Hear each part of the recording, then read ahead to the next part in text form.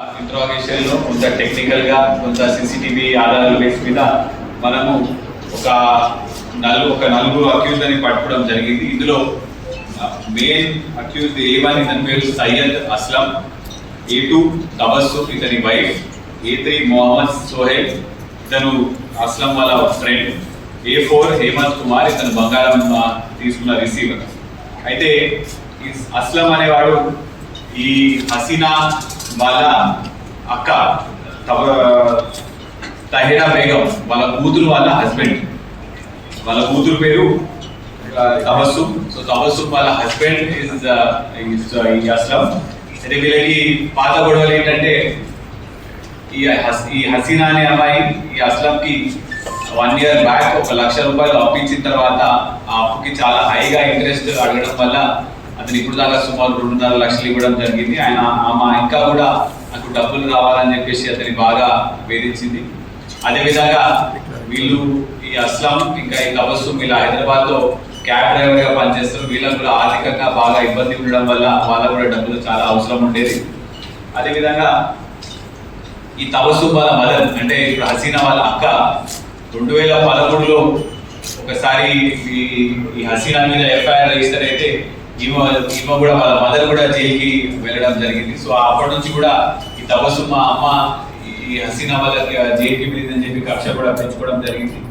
అదేవిధంగా హసీనా వాళ్ళ ఫస్ట్ భర్తతో ఉన్న కూతురు ఈమె కూడా చాలా వరకు ఆమె కష్టాల్లో ఉన్నప్పుడు ఆమెకు ఆర్థికంగా ఎటువంటి కష్టాలు ఉన్నాయి కూడా అన్ని తబస్సుమ్తో షేర్ చేసుకుంటూ అప్పుడు ఈమెకి మా అమ్మ దగ్గర బంగారం ఉన్నది, చాలా వరకు డబ్బులు ఉన్నాయి, ఆ ఇల్లు ప్రాపర్టీ కూడా ఉన్నది అని చెప్పేసరికి ఈమె కూడా వీళ్ళందరినీ చంపేస్తే తబస్సుమ్ వాళ్ళ ఆయనతో డిస్కస్ చేసి వీళ్ళందరినీ చంపేస్తే ఆ బంగారం ఆ ఆస్తి పత్రాలు ప్లస్ ఇంట్లో ఉన్న క్యాష్ అన్ని కూడా మనం తీసుకొని వెళ్ళొచ్చు అని చెప్పేసి వీళ్ళిద్దరు ఈ మర్డర్ కి ప్లాన్ వేయడం జరుగుతుంది. అయితే మర్డర్ కూడా ఎలా చేసిందంటే ఈ అస్లం హైదరాబాద్ నుంచి బయలుదేరి సుమారు 7:30 ఆ ప్రాంతానికి 7:30 ప్రాంతానికి మన నల్గొండకు వస్తాడు. వచ్చిన తర్వాత వీళ్ళకి ఫోన్ చేసి పీర్ల పండుగ ఉంది కాబట్టి నేను హైదరాబాద్ నుంచి ఇక్కడికి వచ్చినాను, రాత్రి మీ దగ్గర మీ ఇంట్లో పండుకోవచ్చా అంటే వాళ్ళు వద్దని చెప్పేసి ఫోన్ పెట్టేసి వాళ్ళు వద్దని చెప్తారు. దాని తర్వాత కూడా ఇతను 3-4 సార్లు వాళ్ళకి ఫోన్ చేస్తే కూడా వాళ్ళ ఫోన్ ఎత్తలేదు. అయితే ఇతను ఆ ఇంటి నుంచి గోడ దూకి రాత్రి సుమారు 1:30-2 టైంకి ఆ ఇంటి బయట వెయిట్ చేస్తాడు. పొద్దున 5 o'clockకి హసీనా బయటికి రాగానే డోర్ తీసి వాష్రూమ్ అంటే వీళ్ళ వాకిలిలోనే వాష్రూమ్ ఉంటుంది, ఇంటి లోపల ఉండదు. డోర్ తీసి బయట వాష్రూమ్కి రాగానే అతని దగ్గర ఉన్న కత్తి, మీరు ఆ కత్తి చూడొచ్చు, ఆ కత్తి తీసుకొని ఆమెను ఇమ్మటే మెడకాయ దగ్గర ప్లస్ నెక్ మెడకాయ అండ్ చెస్ట్ మీద కూడా స్టాబ్ చేయడం జరుగుతుంది. అయితే ఈమె బంగారం అంతా కూడా ఆమె డ్రెస్ లో పెట్టుకుంటుందని చెప్పేసి డ్రెస్ ఎత్తుకునే డ్రెస్ లో ఏం దొరకదు. అయితే మళ్ళీ ఇంటి లోపలికి వెళ్ళే సమయానికి అదే సమయానికి వాళ్ళ ఆయన కూడా బయటికి వచ్చేసారు. కరెక్ట్ అదే టైంకి అతను వాళ్ళ ఆయన కూడా బయటికి వస్తాడు. సుల్తాన్ వచ్చి ఇతని కర్రతో ఏదో ఒకటి బెదిరించి ప్రయత్నిస్తాడు. కానీ అది కాక ఇతను అతని మీద కూడా అతని మూసి అతని కూడా సుమారు 4-5 సార్లు బొత్తు మీద స్టాబ్ పొడవడం జరుగుతుంది. ఈ గొడవ అంతా వినేటప్పుడు ఆ పిల్లగాడు ముజమ్మిల్ లేచి ఇంకా నిద్రలోనే బయటకు వచ్చే లోపల అతను చూసి వాళ్ళ అమ్మా నాన్న ఇద్దరు చంపేసిరని చెప్పేసి అతని దగ్గర ఉన్న ఒక రాడ్ లాంటిది తీసుకొని వచ్చి వీళ్ళిద్దరి మధ్యలో కూడా ఘర్షణ నడుస్తుంది. ఆ ఘర్షణలో అస్లంకి చెయ్యి దగ్గర ఒక కట్ అవుతుంది, మళ్ళీ కాళ్ళ దగ్గర కూడా కొంతవరకు కట్ అవుతుంది. కానీ ఆయన ముజమ్మిల్కి వచ్చిన పిల్లడు కాబట్టి అతన్ని ఓవర్ పవర్ చేసి ముజమ్మిల్ని గొంతు పోసి అతన్ని కూడా మెడకాయ దగ్గర స్టాబ్ చేయడం జరుగుతుంది.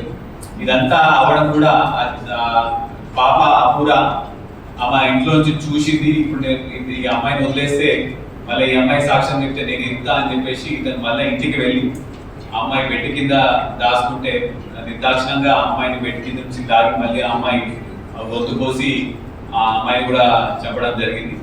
ఇదంతా అయిపోయిన తర్వాత మళ్ళీ ఇంట్లో బంగారం ఇంకా డబ్బులు ఎక్కడ ఉన్నాయి, ఆస్తి పత్రాలు ఎక్కడ ఉన్నాయి కూడా వెతుక్కొని అతను మళ్ళీ అవన్నీ తీసుకుని మళ్ళీ బయటికి వాళ్ళ ఇంట్లో ఉన్న తాళాన్ని చూసుకొని ఆ తాళం వేసి అతను అక్కడ నుంచి పారిపోవడం జరుగుతుంది. అయితే ఇదంతా కూడా పకడ్బందీగా ప్లాన్ వేసినాడు. ఎందుకంటే ప్రతిరోజు పొద్దున పూట వీళ్ళు ఏదో రకంగా మూడు పిల్లలు గొడవ పడతారని చెప్పేసి ఆ పొద్దున సమయంలో మనం చంపితే పక్కనున్న చుట్టుపక్కల వాళ్ళకి కూడా ఎటువంటి డౌట్ రాదు, వాళ్ళ ఇంట్లో ఏదో గొడవ పడుతుందని అనుకుంటుందని చెప్పేసి ఇతను ప్లాన్ వేసి ఆ సుమారు 6:30 నుంచి 7 ఆ సమయంలో అతన్ని ఆ నలుగురిని చంపి అక్కడ ఉన్న ఆ బంగారం కూడా తీసుకొని వెళ్ళిపోతాడు. వెళ్ళిపోయిన తర్వాత ఇతని ఫ్రెండ్ సోహెల్ ఉంటాడు. సోహెల్కి కూడా ఇతను ఇట్లా చంపినా అని చెప్పి బంగారం అంతా కూడా మనం మార్చి దాని డబ్బులు తీసుకోవాలని చెప్పేసి అతనితో వాళ్ళిద్దరు కూడా కలిసి బంగారాన్ని మార్చి మళ్ళీ డబ్బులు తీసుకుంటారు. ఇప్పుడు మనము ఈ సోహెల్ ఈ అస్లం దగ్గర నుంచి ఈ కత్తి ప్లస్ ఆ రక్తపడుగు బట్టలు, ఈ బట్టలన్నీ కూడా అవుట్స్కట్స్ తో పడేస్తారు. ఈ బట్టలు కూడా మనం రికవర్ చేయడం జరిగింది. అదేవిధంగా ఈ బంగారం కూడా రికవర్ చేయడం జరిగింది. ఆ తబస్సుం దగ్గర నుంచి ఈ ఆస్తి పత్రాలు, బ్యాంక్ ఎఫ్డి ఇవన్నీ కూడా మనము రికవర్ చేయడం జరిగింది. ఇదంతా కూడా మళ్ళీ వీళ్ళు ఏదో రకంగా నలుగురు కూడా చనిపోతే నింద మొత్తం వాళ్ళ కూతురు మీదకి వస్తుంది, మేము ఎలాగో బయటపడిపోతాం అని చెప్పి కూడా వాళ్ళ ఆ గుణంలో కూడా ఆలోచించుకొని ఇదంతా మర్డర్ వాళ్ళు ప్లాన్ చేసి డబ్బుల కోసం ఈ నలుగురు ఫ్యామిలీ మెంబర్స్ ని కూడా చెప్పడం జరిగింది.